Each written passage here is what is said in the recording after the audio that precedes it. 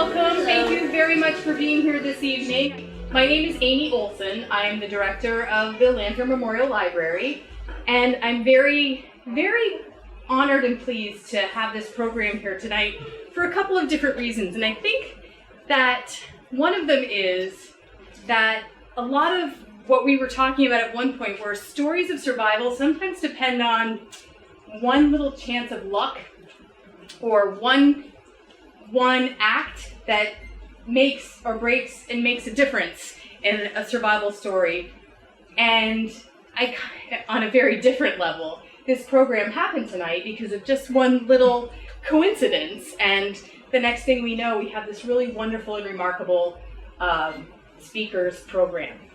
So I'm honored to introduce Debbie Steinerman and Miriam Rosenbloom, who will tell you more about the Vermont Holocaust Memorial. Thank you so much for being here. Thank you, Amy, for inviting us. It's an honor and a privilege to be here, especially in Hyde Park with friends and neighbors that are here tonight, too. So the Vermont Holocaust Memorial Organization started a little more than a year ago. It started off by, we had an exhibition at the Jewish Community Center. It was curated by Debbie Steinerman, whose mother was a survivor from Czechoslovakia, Marcy Scudder, whose mother was a survivor from Germany, and they put together stories of 9 Vermonters who had connections and stories of survival, either they personally or their parents, and it was a beautiful exhibition. And what came out of that was we realized that not only did we want to keep the stories of our parents alive and the memory of what happened to them, but also we felt it was critical and important to learn the lessons of what happened then so that it doesn't happen again. We realized that, what's going on in this world today, what's going on in this country today, what's going on in Vermont today, and what's even going on in our own towns and villages today is very reminiscent almost of how it all began back in Europe, not so long ago, not so far away. We have to remember that Germany at that time, first of all, the Holocaust took place between 1933, the rise of Hitler, and it ended in 1945 when the war was over. Germany at the time was at the forefront of literature, music, medicine, art. It was a very, advanced country. And so we have to be vigilant, not ever thinking that it could never happen here. So during the Holocaust, we know that 11 million civilians were murdered. 11 million people. And of that 11 million people, 5 million consisted of Jehovah's Witnesses, homosexuals, gypsies or Romas, they were called, people with physical or mental disabilities, political dissidents, many, many groups of people were targeted. And of the 11 million, 6 million were Jews. Elie Wiesel once said that not every victim was a Jew, but every Jew was a victim. It didn't matter if they were rich or poor or educated farmers or doctors, didn't matter. They were all a target. How did it all come to be? This is actually a picture of my mother's family. This is my mom and my grandparents and my aunt and my uncle. I'm just showing you this picture because this was an ordinary family. They weren't bad people. They didn't do anything wrong. You all have pictures like this in your own family albums. These were the people that were targeted. Ordinary, everyday people. This picture was taken just before they all went into hiding. A family photo. Now we know that Adolf Hitler had written a book called Mein Kampf, or My Battle. This book, first of all, Hitler believed in the Darwinian theory. He believed in the survival of the fittest. As we know in the animal kingdom, that's a real theory, but he believed in it in the human, for people. And he believed that the Northern Aryan German race was a superior race. and that all other people were inferior. But most of all, he believed that the Jews were the cause of all the problems in Germany. You have to remember that Germany had just lost the First World War. People didn't have jobs, people didn't have money, people were hungry. And Hitler comes along and he has a theory. He knows how to make Germany great again. And that is to rid the country of all those people. And those people were the Jews. And he looked at Jews as vermin that needed to be exterminated. And this was all written in Mein Kampf. It was very well read by many, many people. We know that Hitler was a charismatic orator, a great speaker. You can just see from this picture, just a magnet, people listening. Propaganda has a way of just, these people were riveted to what he had to say and started to believe what he had to say. So in January 1933, Hitler comes to power. And the first thing, a big event that happened was a book burning in the center of Berlin. Books were taken out of libraries, out of universities, out of bookstores, and they were burned in the center of Berlin for all the people to see. What were these books? These were books that the Nazis felt were un-German, that people should not read. And some of these books were books from American authors as well. Ernest Hemingway, John Updike, Helen Keller. These were all people who had a different slant on society, but they did not want people to read those things. Censorship. So that was a big part of it. And it was in the middle of the city for everybody to see. The next were boycotting of Jewish businesses. This is still before the beginning of the war. This is Yud is written on a shopkeeper's window. People were instructed not to shop in Jewish stores.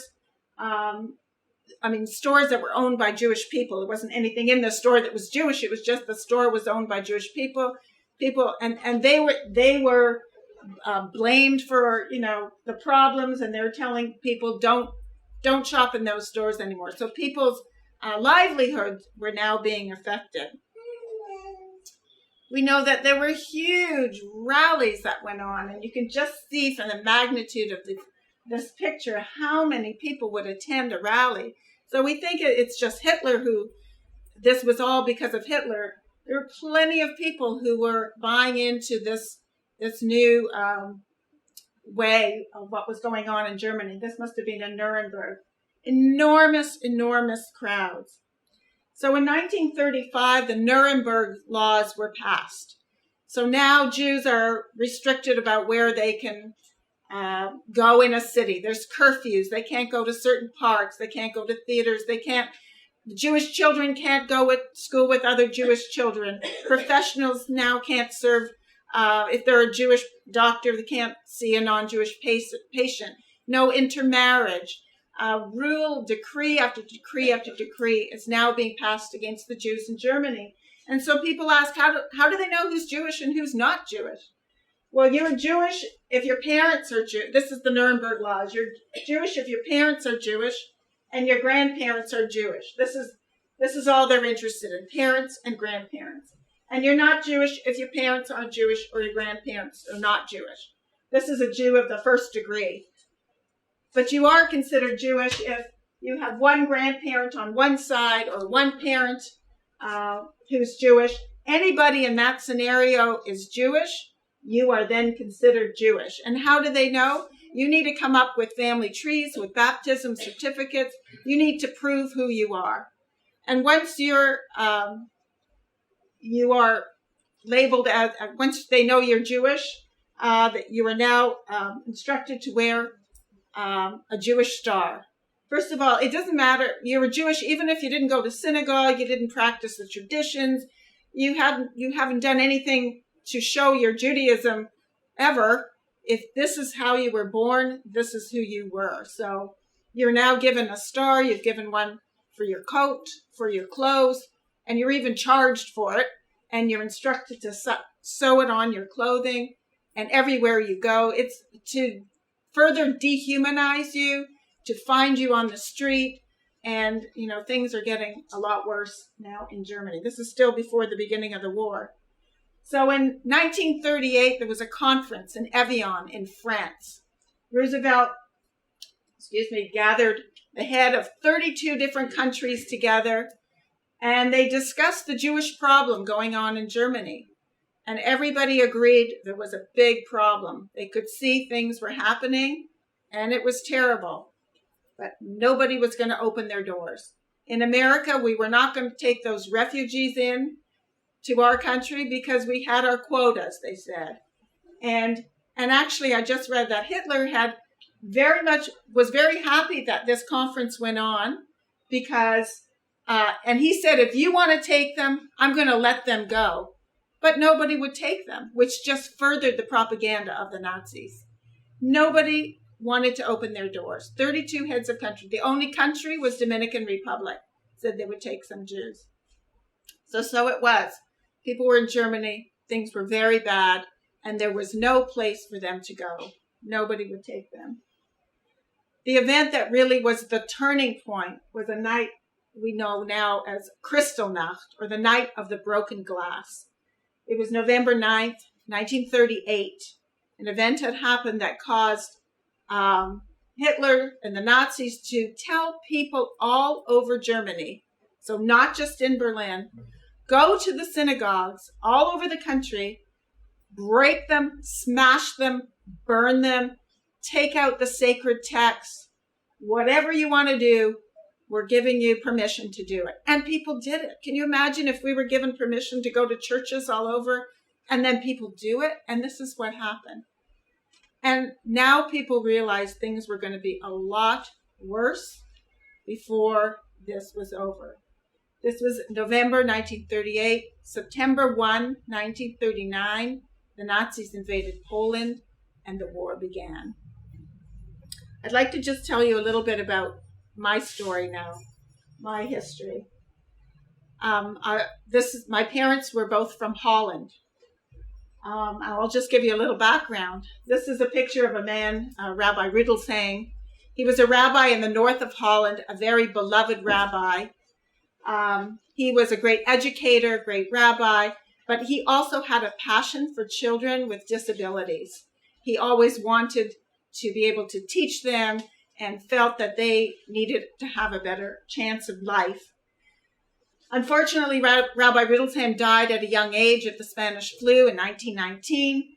And after he passed away, the community and people who honored him decided that they would like to open a home now for children with disabilities, a place that children could learn not only have a Jewish education, but have learned life skills of taking care of themselves and such. And so they gathered enough money to purchase this beautiful home in a place called Hilversum, south of Amsterdam, and they named it the Riddelsheim Stichting, which is a mouthful. As it turned out, my grandfather became the director of that home. Now, when they opened in 1925, parents were very eager to send their children there. And if you look at the literature, it says if they weren't sent there, they would become prostitutes, criminals, or outcasts, because there was no future for these children. There was no place to send them. And now this home opened. Boys would learn how to fix bicycles and do woodwork, and girls would learn sewing and cooking. And so when this home opened, 69 children were admitted to this home initially. My grandfather, this is my grandfather, my grandmother, this is my dad, and his two brothers. And they are now, he's the director of this beautiful, beautiful home. And if you look at some of the cartoons of the advertisements for this home, you'd see what a happy place it was. And I found some pictures of some of the children in this home. These were children who had an IQ, I read, that was like 50 to 80. I don't know exactly what that means, but you know, they needed special attention. And they celebrated birthdays and holidays, and they had a wonderful life in this Riddelsheim Stichting. Well, May 1940, the Nazis invaded Holland, a dark part of history, and everything changed. For the first couple of years, they were able to continue on in this home.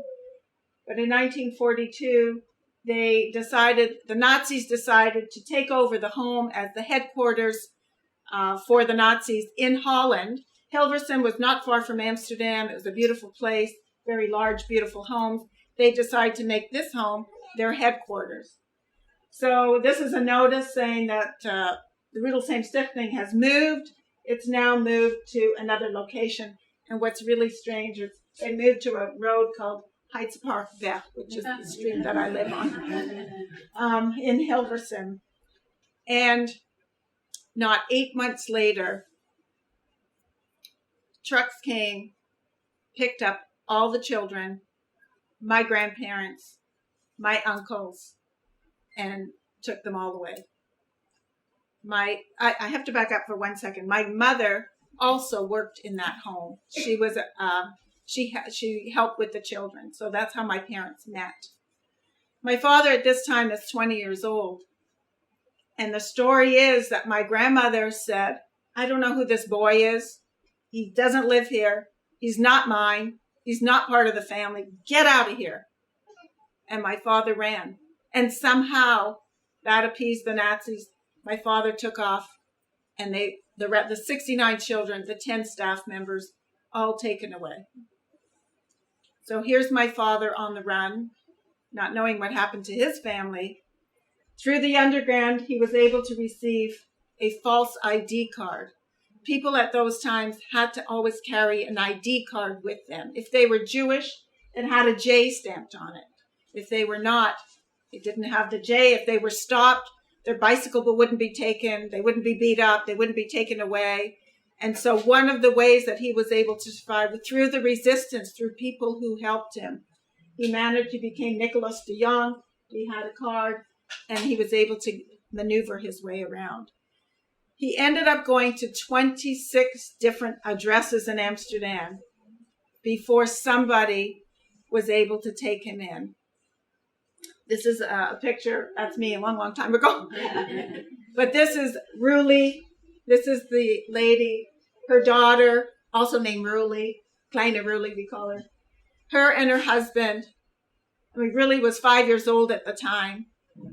Ruli and her husband Hank took my father and another young man into their home.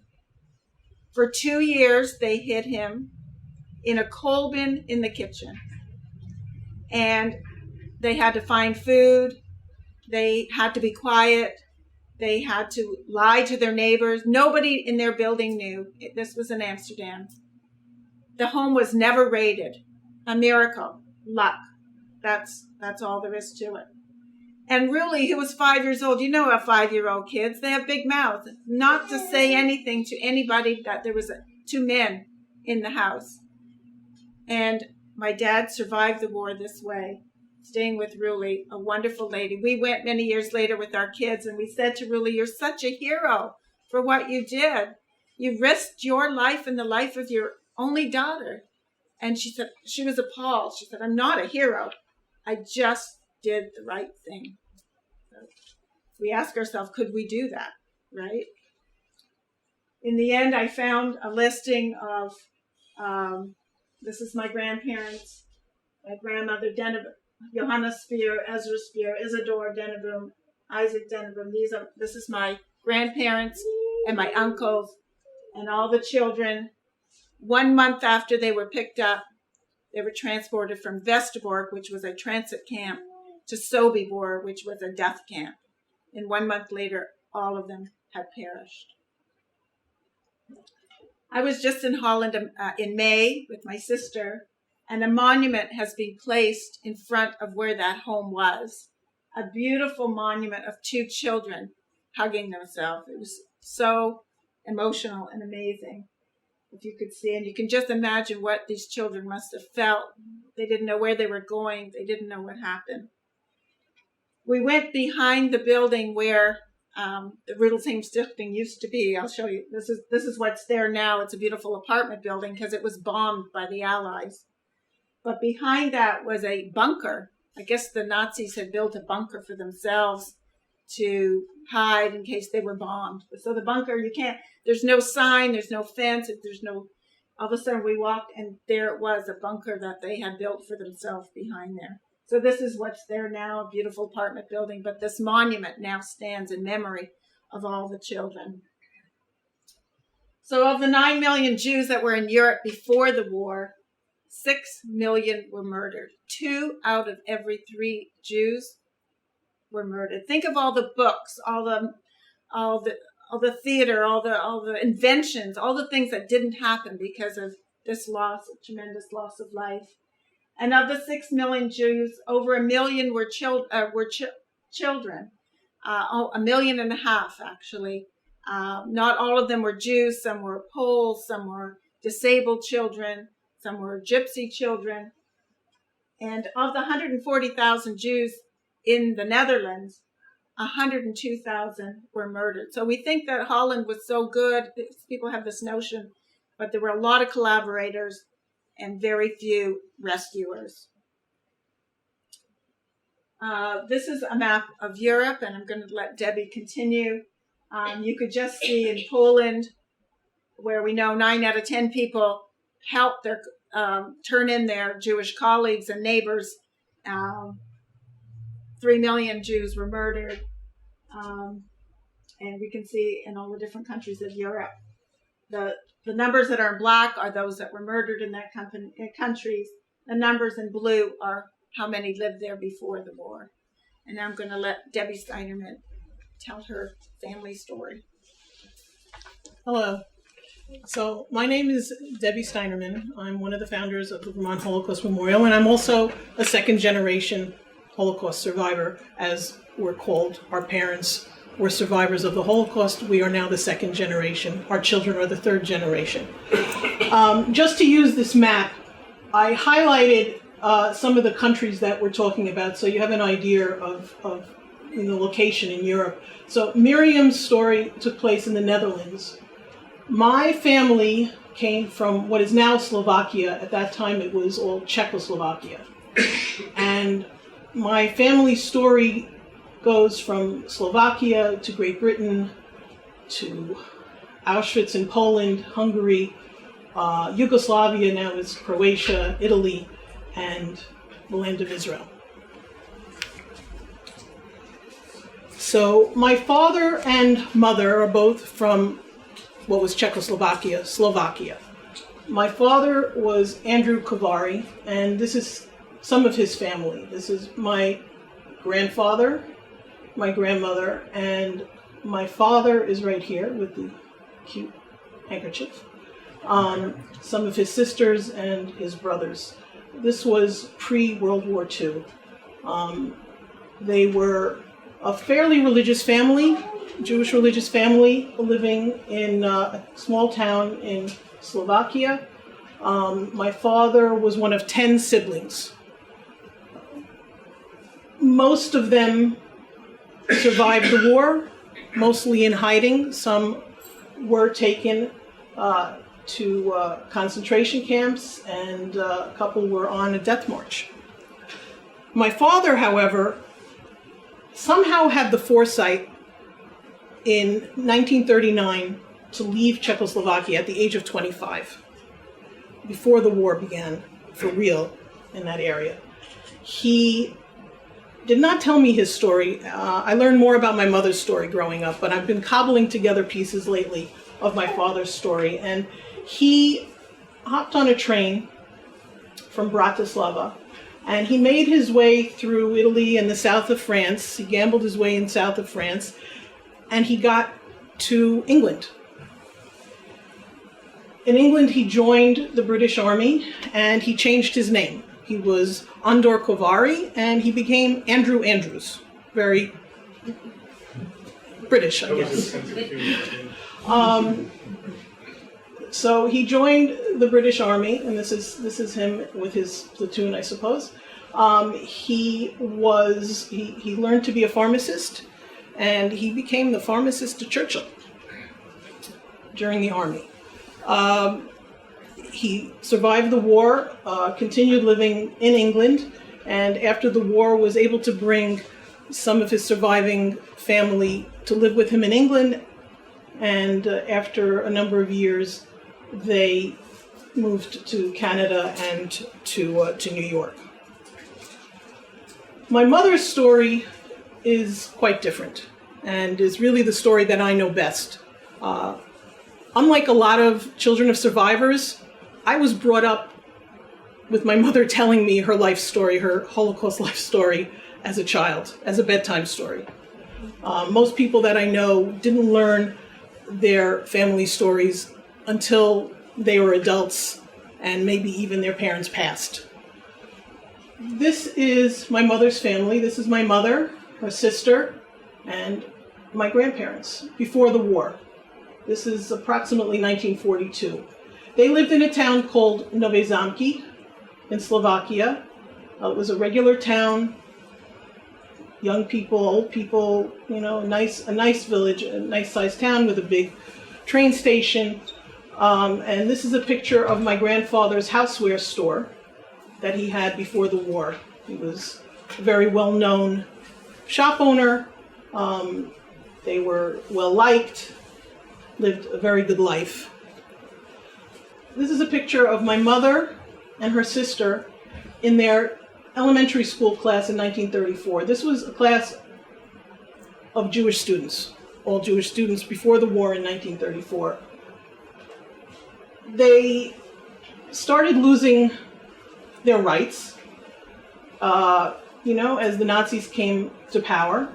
1939 and on, less and less rights. They were not allowed to be out at certain times. They couldn't go to school. My mother and her sister had to go to a Catholic school to get their lessons as teenagers. But as much as possible, they lived a happy, normal life. They had music lessons, they had friends, they went on outings, they were big on sports, a lot of language lessons. They were very comfortable until about 1943.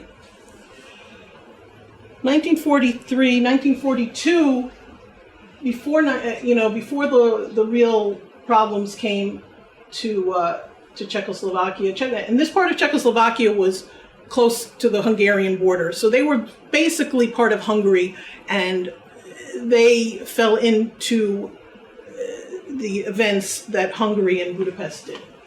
In 1942, my mother was not really able to go to school anymore as a teenager. They were told to get a trade. My mother went to Budapest to learn to be a photographer's assistant. This is a picture of my mother in Hungary in 1942. She had this in one of her photo albums. And you see her standing here along the edge of the Danube with the chain bridge behind her. About 2 years later, in the same spot, practically, what happened? Jews were lined up along the edge of the Danube, told to take off their shoes, face the water, shot in the back, killed, and fell into the Danube. This is now a memorial, current day, in Budapest, in the same spot practically that my mother stood 2 years before.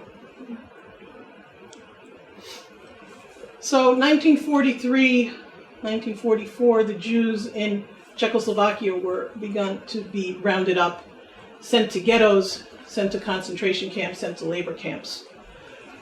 My mother had a boyfriend that she met in Budapest. He was not officially Jewish. He was a German. He spoke German.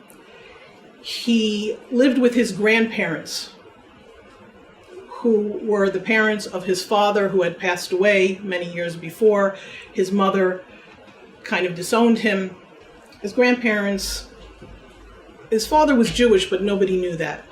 And he was considered high-class German. This boyfriend worked with the resistance and the underground. And with my mother, they concocted a story and a way for my mother to go into hiding. He was older than my mother, and he had other girlfriends. And one of his other girlfriends was willing to give up her original birth certificate. So he got that birth certificate from this other girlfriend, and my mother had to learn to be another person. She had to learn to be a girl who was a little older than her. My mother, if you saw in the other picture, had dark hair. She had to dye her hair and keep it covered for a time. She dyed it blonde. She had to learn everything she could about this girl. She had to become this other girl named Anna Arenka Papai. She had to learn her address. She had to learn who her parents were. She had to learn where she went to school. She had to become this other girl. And then once she got all this put together, they met with my grandmother and my aunt and a great aunt. My grandfather had already been taken away to a labor camp and then to concentration camp to Auschwitz. And they told them, you're going to hear things from the police. Don't believe anything you hear. But that's all we're going to tell you. We're not going to tell you anything more because it'll put you in danger. It'll put Eva in danger. But just don't believe anything that you hear. So the next day, my mother and her boyfriend Hans walk to the Danube River in the next town. They leave her jacket with the telltale yellow star and my mother's pocketbook with her original ID papers and a suicide note inside saying, I couldn't take it anymore. I don't want to go to concentration camp. I don't want to go into a ghetto. I'm giving it up. And supposedly this area of the Danube had others who had committed suicide and bodies had been found floating in there. So it was a likely place for this fake suicide to take place. And after that, my mother went with her boyfriend. She took off the kerchief off her hair. She now is blonde. She is now Anna Arenka Papai. And they make their way to Budapest. Boyfriend, in the meantime, found a job for my mother in rural Hungary, outside of Budapest, because my mother couldn't stay in Budapest because Anna Papai lived in Budapest. There can't be two of them in one town. What if, they show up at the same place with the same name? So her boyfriend found a job for her as a nanny for a well-off family in rural Hungary, in a town. She was a nanny to 2 small children. She was well sought after. The boyfriend got a lot of requests for this nanny, because my mother spoke a number of languages. She knew musical instruments. She was good at sports. And there weren't too many non-Jews at that time that had that kind of education. And she was not a Jew anymore. This is a picture of my mother when she was already in hiding. She wrote this was in her book, Eva as Miss Papai. Here she has blonde hair.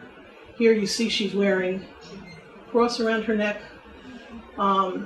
Different. This may have been one of the little boy that she had been a nanny to. I never found that out. So for 2 years approximately, from 43 till the beginning of 45, this is what my mother was doing. She was a nanny for this family, for these 2 children. She went to church with them. She went on vacations with them. And she would get a day off here or there. She would make her way to another town to get her hair dyed again, but out of the town that she was living in, so nobody would recognize her. While my mother was working as this nanny, her sister, Kathy, was still living at home with her mother and her aunt. She stayed close. This was my mother's older sister by about 2 years. She stayed with her mother. They went to a ghetto. My mother's sister was a music teacher. She taught accordion. This was a picture of her class in 1943. And what she learned later on was none of these students in her class survived the Holocaust. They all were killed. Before my aunt and her mother were taken to a ghetto, my aunt buried her treasured accordion. It was her most valued possession. She buried it in her garden, in her yard, deep in her yard, with hopes that when they come out of the ghetto, she can retrieve it and nobody will have absconded with it. Who knows what happened to all their belongings in their store and in their apartment. But she treasured this and she tried to bury it. And obviously it survived. She was able to retrieve it after the war. I currently have it. It was the most valuable possession she had, and after the war she was able to start teaching again. So in June 1944, the Jews of Novi Zamki were transported to Auschwitz. In 2 days, all the Jews of Novi Zamki were gone. They had a big train station. They put them on 4 cattle cars, and within 2 days, they were all in Auschwitz, and very few of them survived to return. My aunt and my grandmother and great aunt were on those cars. They were sent to Auschwitz. This is proof for any deniers that Auschwitz existed. Only prisoners in Auschwitz got the tattoos on their arms. This is my aunt's arm. This is taken from her testimony with the Shoah Foundation. She's got a video testimony. She arrived at Auschwitz, my aunt, and held on to her mother's hand and her aunt's hand as they were coming up for the selection. She came in front of Mengele, the famous doctor of Auschwitz, and thank God she was a strong young woman. She was about 20 years old, 21. And he asked, why should she stay alone? Well, she was a musician. They had an orchestra. They kept her and put her in the orchestra. She held on to her mother and her aunt and dragged them with her. And that's how she started out in 1943-44. She was in the orchestra in Auschwitz. As the prisoners were sent to work, they had the orchestra playing a march. As the prisoners came back from their labor, the orchestra was playing the march. For a little while, she was in the orchestra. When they needed more help in an ammunitions factory, she was then sent to work in an ammunitions factory. Her fortune came in the ammunitions factory. As my mother, my aunt also spoke German, spoke fluent German. The civilian manager of this ammunitions factory was a civilian German. And they started talking because he couldn't talk to most of the other workers there. They became friends. And on a daily basis, he would sneak a piece of bread under the machinery that she would be stationed at. With that piece of bread, that extra little piece of bread she took back to her barracks and shared with her mother and her aunt, that helped them survive. That little extra caring from this man, this caring of another human being, helped her survive the year that she was still there with her mother and her aunt. As the war came to an end, my mother in rural Hungary didn't want to stay with the family she was working for. They wanted to leave and run away, and they wanted to take her with them. They thought of her as part of the family. But she said, no, I want to find my boyfriend. I want to go back to Budapest and find my boyfriend. I want to rekindle that. And they said, fine. She went her way, they went theirs. And as she went back, she found a way to meet with him. And they went back to Budapest. And before the Soviets came to liberate Budapest, the Nazis were still there. They gathered up and rounded up my mother, her boyfriend, and a lot of other of the resistance underground. And they took them in for questioning. Now, remember, my mother still had this false ID. My mother spoke German. The Nazis were talking behind her back. One Nazi, for some reason, told her, oh, just smile, you're pretty, laugh and smile, be happy. So my mother took him by his word. She laughed, she smiled. My mother, for some reason, took all of this as an adventure. She was a teenager. But she knew that she had an original birth certificate of Anna Papai. She heard the Nazis speaking. They said, she's blonde, she's happy, she's got original papers. She knew what they were saying, so she kept smiling and being happy, and they let her go. because she knew that the papers were original. She was not real. She was not really Anna, but the papers were real. So she kept it up. They let her go. They let her boyfriend go because he was a real high-class German as far as they were concerned. So they got back together again with the others from the resistance movement. They cobbled together a sleigh. This is somewhat reminiscent of that. And from the rubble of Budapest, and they made a sleigh, and they made their way to free Yugoslavia. Yugoslavia at that point was already free, and they moved to Yugoslavia. My mother lived in Yugoslavia for a year or so. She made her way back to her hometown after the war to see who survived. She found her sister, her mother, her aunt. Those are the only survivors. Out of both sides of my family, my father's side and my mother's side, I know of 23 that I could name that were killed in the Holocaust. My aunt and grandmother and great aunt on my mother's side survived. My mother went back.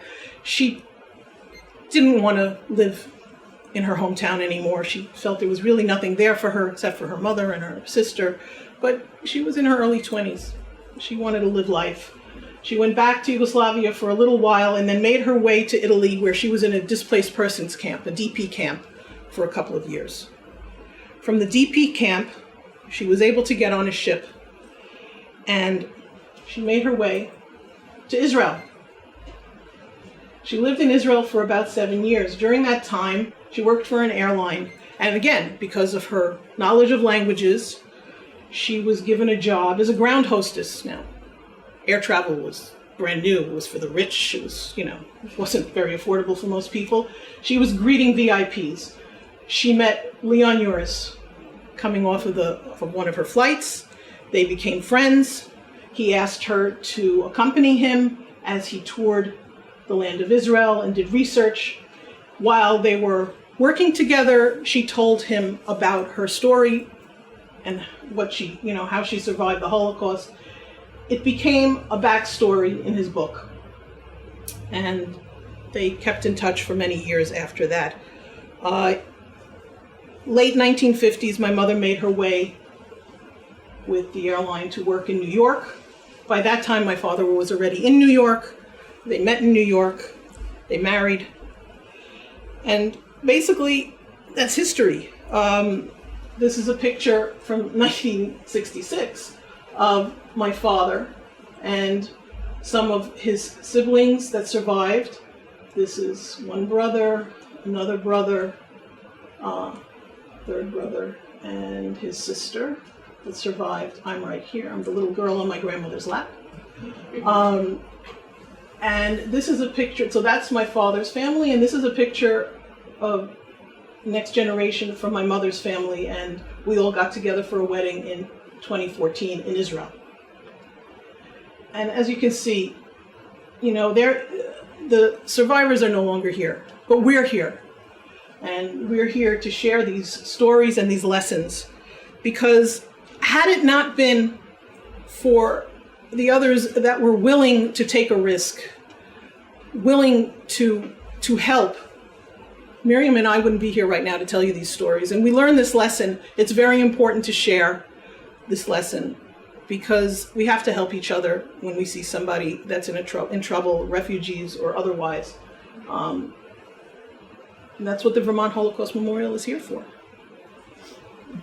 Thank you.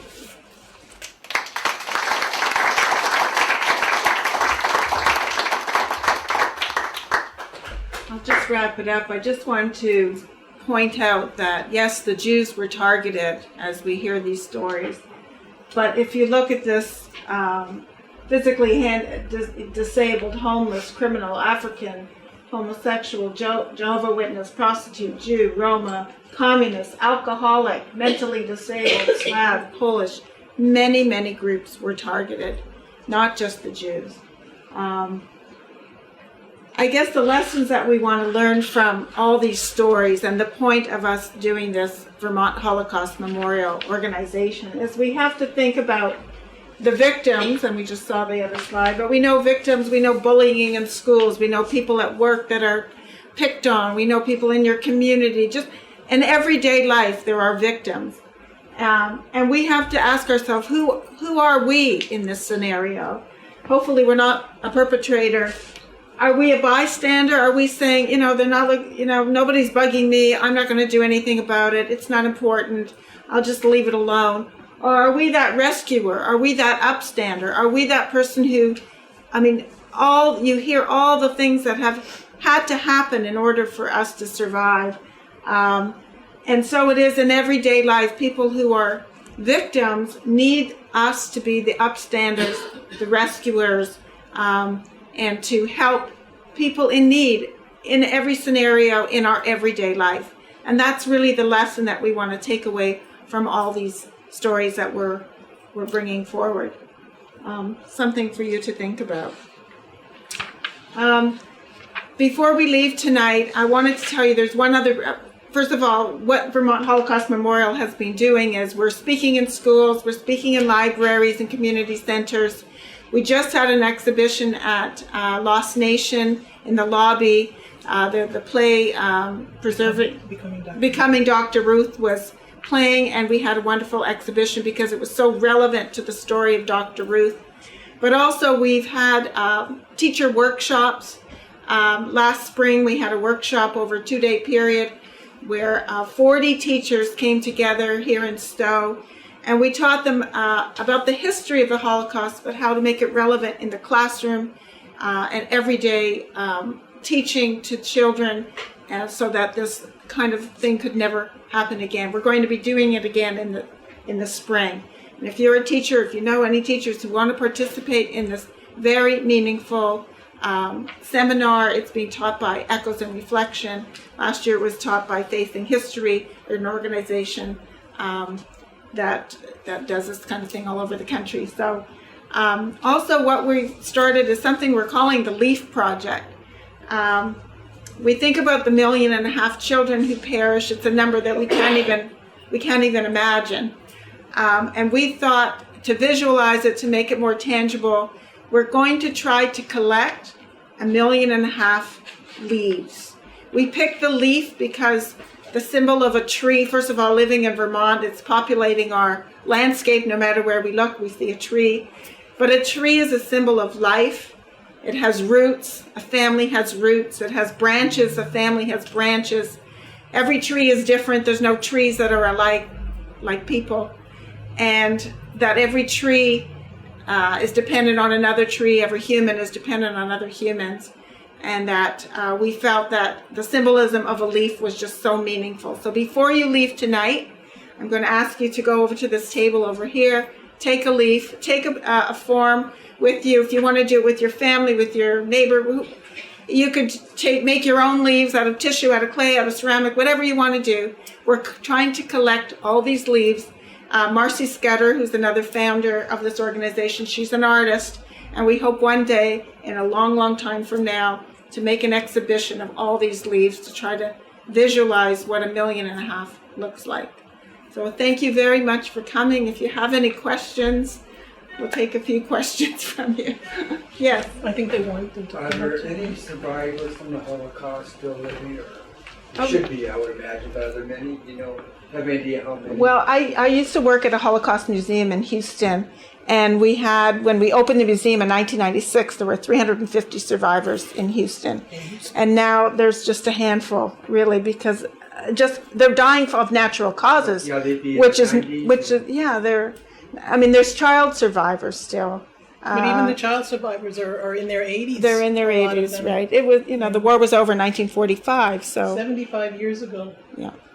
As we get past the Second World War, generations, people are going to forget about that.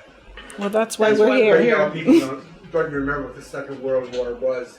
Right. I find that unconscious about that. Right. That could be that stubborn. Isn't it taught at school? Well, one of the mandates that our organization wanted was to make Holocaust studies mandatory on the Vermont curriculum. We went to the Board of Education in Montpelier, but found that every district has their own curriculum, and there's no, overall curriculum. So what we're doing is just trying to reach the teachers, so the teachers will reach the students. There are only, I think in the United States, there are only 9 or so, or maybe 10 states that do mandate Holocaust education in the schools, only. There are states that are working on it, a lot of states that are, but it's not required yet. There are a lot of teachers that want to teach and are very enthusiastic about getting it into the curriculum, and we're there to help them in Vermont. That's how we brought the teachers together to our workshop this past spring. 40 teachers from throughout Vermont joined us. One from New Hampshire. Yes. Can you talk a little bit about post-liberation? There must have been hunger and confusion and, groups from both sides that were in the same location, and now it was peacetime. I think that was a very difficult time because, especially in Holland, there were a lot of collaborators.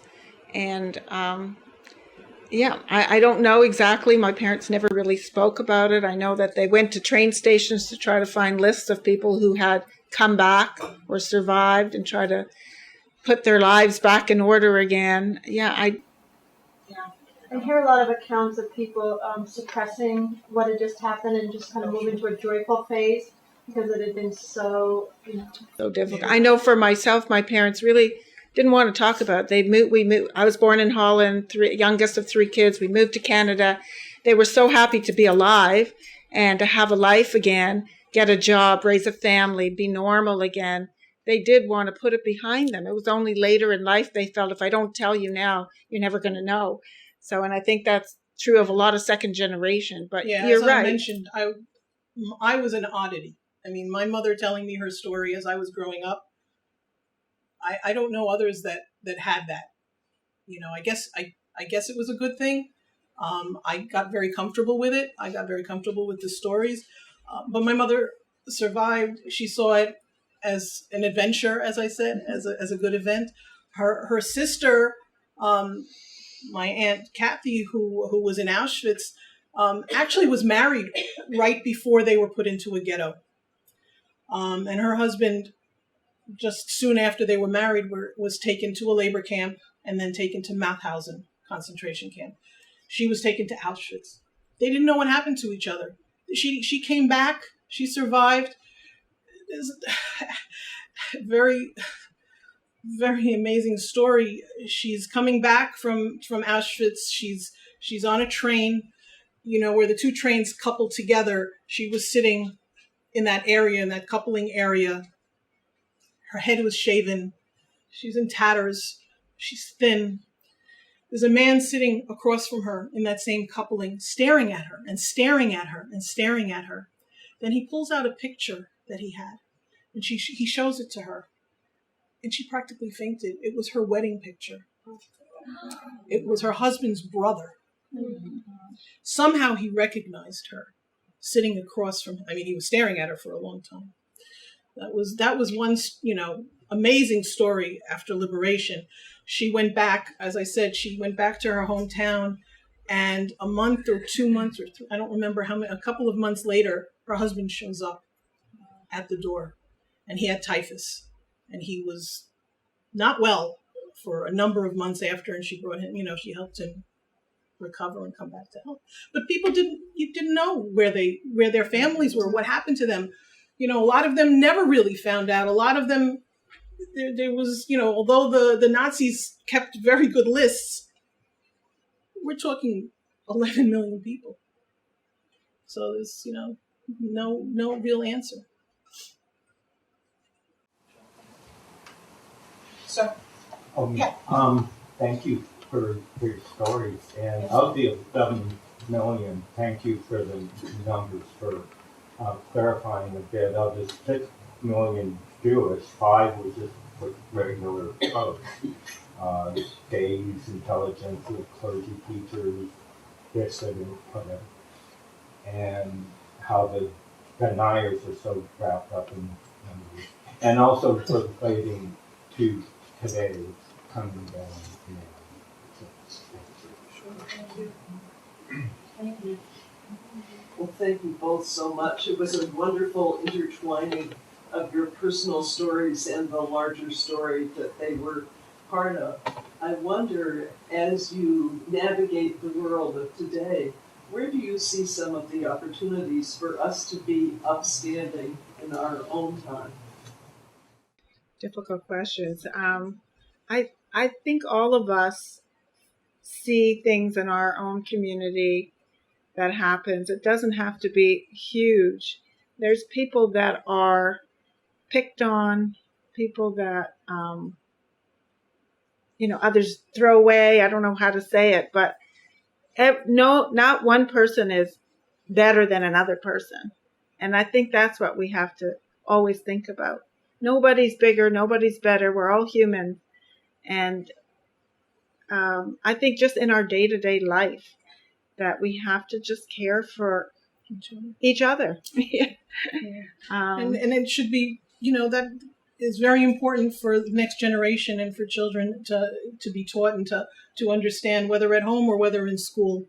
Because from bullying to politics to refugees, we've got all kinds of issues where, we're a diverse population, and we need to understand and listen to each other and accept each other whichever way we can. And we're hoping to bring this to schools to start with the young. Thank you all very, very much. We have a question in the back. Do you know any Holocaust survivors here in Vermont? Well, we are looking for people. We just had this big exhibition at Lost Nation. And we, by Lost Nation, you mean Lost Nation Theater. Lost Station Theater, not the pub. Although maybe there too. But Maybe there. Thank you. You never know. And Vermont is wide and big, and people are remote, and it's amazing how people have come forward. So if you know of people, we would love to interview them, get their stories. We want to make this a Vermont story of survivors and second generation. So, yes. It's been a number of years, but I ran a half marathon with a survivor. She was from Waterbury. She was a long distance runner, and she had a tattoo. Really? Wow. Well, we know that the former governor, Madeline, Cunin is a survivor, and she's still around. We know of one or two. Some don't want to share. Some of them don't want to talk about their stories. But we're here to get whatever stories we can, because it's very important that they're not forgotten. Thank you. Thank you both. Stephen. Oh, sorry. Give me some more. One more question. Okay. You mentioned the gathering of nations who were trying to decide what to do in the late 30s and ended up doing little. As we begin to close our doors on refugees and immigration for people fleeing, do you see similarities, and what do you feel we could be doing? Everybody needs to vote to change those. They're closing the doors on refugees coming to America now. I met a gentleman yesterday from the Refugee Resettlement Organization in Burlington. The U.S. up until the current administration was increasing its numbers. 85,000 was the number of refugees from all over the world fleeing that America had opened the doors to. And he said currently it is at, I think he said it's 40,000 and soon to be 20,000. As those people, as we were, That's like that throughout the whole world. It's not just the United States. It's No, everywhere. no, it isn't. It isn't. In Germany, for example, they welcomed hundreds of thousands of refugees. Not everybody is making the choice Not that we're everybody. making. And Turkey, and Lebanon, That's right. hundreds. I've taken the Syrian refugees. Yes, yeah. Thank you both so much Thank you, for being Amy. here tonight. And Thank you. I mentioned the luck and the coincidence. Miriam lives in Hyde Park for some of the year, and that's really I know. wonderful. And we were here discussing Mary's book a few months ago when Miriam caught wind of that book discussion, and she had a friend visiting who participated, her family members participated in the resistance, and they came, and that's kind of the coincidences that happen together here. So thank you so much. Don't forget to take a leaf or decorate it here and give it to Debbie and Miriam. Or you can take it with you and get it back to them through the mail. There's some refreshments, so help yourselves, please. Thank you so much. Thank